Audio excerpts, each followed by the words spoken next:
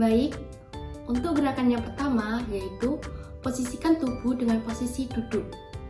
Kemudian, cara yang kedua yaitu dengan cara tarik nafas selama 4 detik, tahan selama 2 detik, kemudian hembuskan melalui mulut.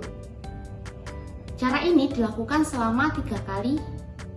Kemudian dengan gerakan yang terakhir dilakukan dengan latihan batuk efektif dan dibatukan secara kuat. Seperti yang saya contohkan seperti berikut. Yang pertama yaitu tarik nafas dari hidung